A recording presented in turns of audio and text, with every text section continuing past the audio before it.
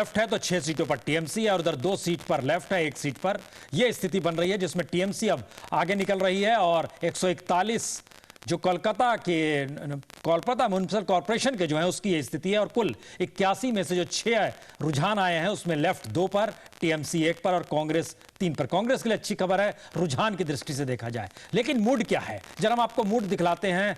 तृणमूल कांग्रेस के दफ्तर का मूड।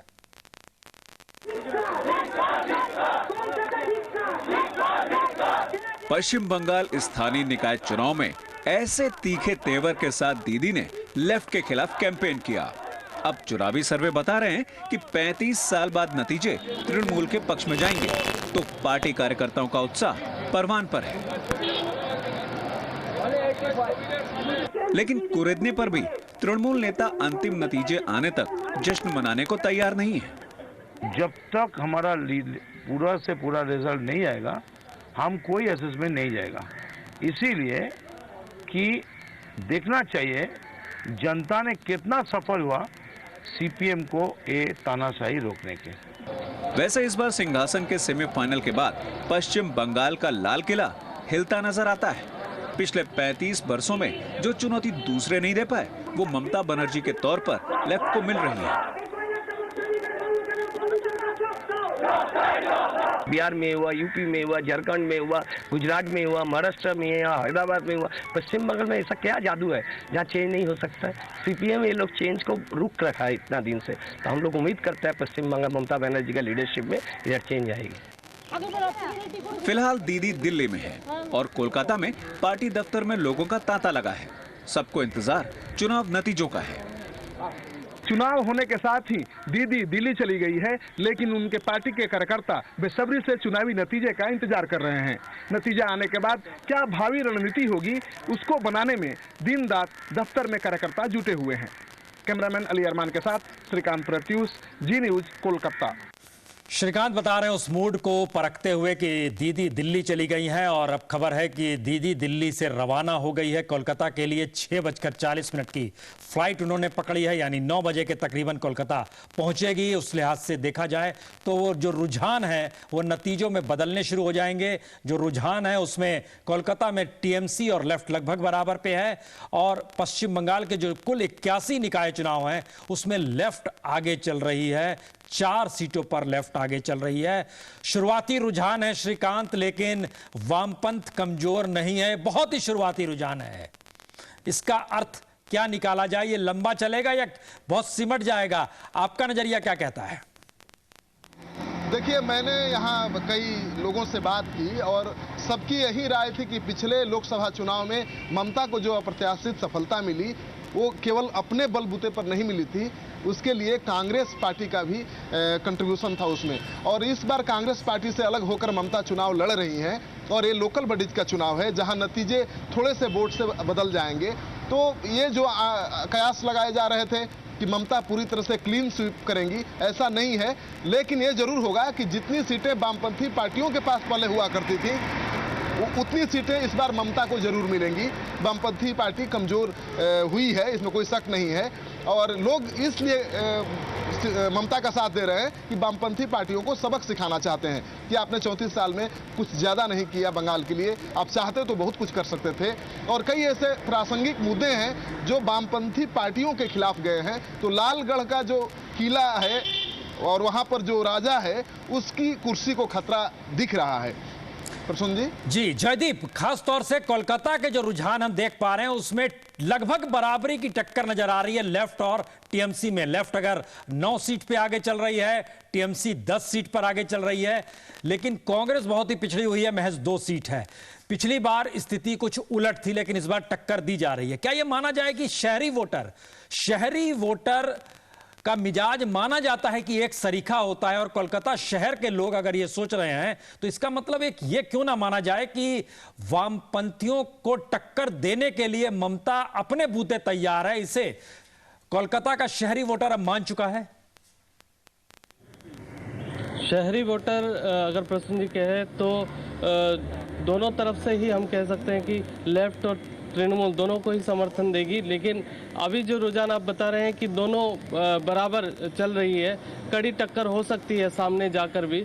लेकिन जैसे कि पिछले चुनावों को अगर देखें और जो परिवर्तन की यहाँ पर हवा चल रही है उसके नज़रिए से अगर देखें तो तृणमूल के ही सामने अच्छे रुझानों के साथ अच्छे संख्या अच्छे विन मतलब जीत के साथ तृणमूल को ही सामने देखा जा रहा है। लेकिन अभी क्योंकि शुरुआती जो काउंटिंग रिजल्ट्स हैं ये सब, तो अभी साफ कहना ठीक नहीं होगा क्योंकि आगे अभी बहुत लंबा समय है और एक डेढ़ घंटे के अंदर ही पूरी तरह से साफ हो जाएगी कि पूरे पश्चिम बंगाल में 81 सीटों में क्या होने वाला है और कोलकाता के 141 वार्ड्स में क्या नतीजा निकलेगा। जी जयदीप, देखिए बड़ा महत्वपूर्ण दिन आज का इस मायने में भी है कि आज हमने देखा दिल्ली के अखबारों में बड़े बड़े विज्ञापन छपे हैं कि गुजरात में नैनो बननी अब शुरू हो रही है और आज से शुरू हो रही है और ग्राहक अब इंतजार ना करें, उन्हें नैनो मिल जाएगी। लेकिन सिंगूर कोलकाता से चंद दूरी पर है, हुगली में आता है, बेड़ियाबेट में पहुंचता है। सिंगूर वो पहली आग थी या कहें सिंगूर वो पहली एक झलक थी जिसके जरिए वामपंथी राजनीति पलटती नजर आई। क्या यह माना जाए कि कोलकाता का वोटर इस मिजाज को समझ रहा था कि विकास और कहीं ना कहीं जो एक समानता वाली सोच थी वामपंथी नजरिए से ही निकली थी, उसको लेकर वामपंथी पलट गए सिंगूर में, या फिर ममता बनर्जी को लेकर उन्हें लगा कि यह मुद्दे की लड़ाई जमीन और मजदूरों को लेकर लड़ रही है? क्या नजरिया था? नैनो से शुरू हुआ आंदोलन इस रूप में बिगड़ते बिगड़ते नंदीग्राम और लालगढ़ को अपनी हद में ले लेता है। लेकिन बात खाली सिंगूर की कर रहे हैं, इसका शहरी मिजाज पर असर क्या पड़ा? देखिए, अगर शहरी मिजाज की बात करें तो शहरी लोगों ने भी उस समय सिंगूर में जब नैनो फैक्ट्री यहाँ से हटने लगी, टाटा मोटर्स ने जब निर्णय लिया कि वो गुजरात में जाकर नैनो का कारखाना लगाएंगे, उसके बाद भी राज्य सरकार के तरफ से, वामपंथियों के तरफ से पूरी हर संभव कोशिश की गई। उसमें ये छवि सामने आई थी कि ममता बनर्जी के विरोध के कारण ही नैनो यहाँ से शिफ्ट हो रही है, गुजरात जा रही है। लेकिन उसके बाद भी जो हमने लोकसभा चुनाव के नतीजे देखे उसमें साफ दिखाई दिया कि तृणमूल को ही लोगों ने समर्थन दिया। ये विकास की बात नहीं है, ये आम आदमी से जुड़ा हुआ मुद्दा था। लोगों ने आम आदमी से जुड़ी हुई वामपंथी जो पार्टी है 30 साल से ज़्यादा यहाँ पर राज कर रही है, वामपंथी मुद्दों को लेकर राज कर रही है। लेकिन जब वामपंथी आम लोगों से जुड़ा उनका छूटता रहा, आम आदमियों के मुद्दों से छूटते रही, उसी का फायदा ममता बनर्जी ने उठाया और ममता बनर्जी इसी क्रम में वामपंथी ममता बनर्जी बन गई।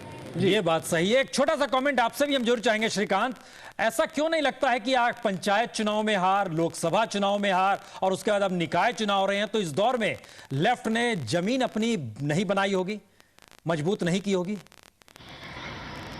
देखिए, निश्चित रूप से प्रसून जी, ये जो नतीजा आ रहा है, बदलाव की जो बयार बह रही है पश्चिम बंगाल में, उसकी वजह मुझे ये लगता है कि जिस तरह से आपने कहा कि टाटा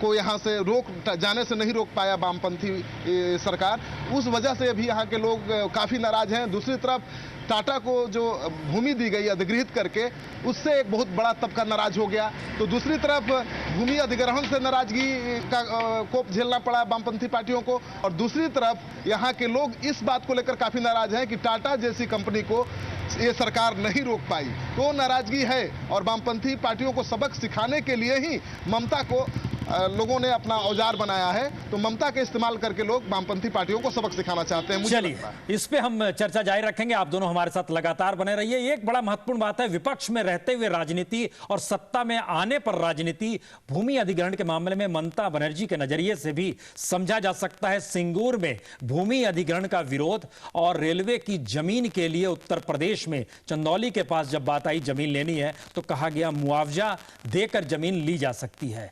स्थिति आगे भी साफ करेंगे, छोटा सा ब्रेक लेते हैं, तुरंत लौटते हैं। एक तो अल्फाज कहते हैं ना, सादगी भी तो क़यामत की अदा होती है। तो है, सादगी है और क़यामत जैसा बदलाव लाएंगी देश के लिए।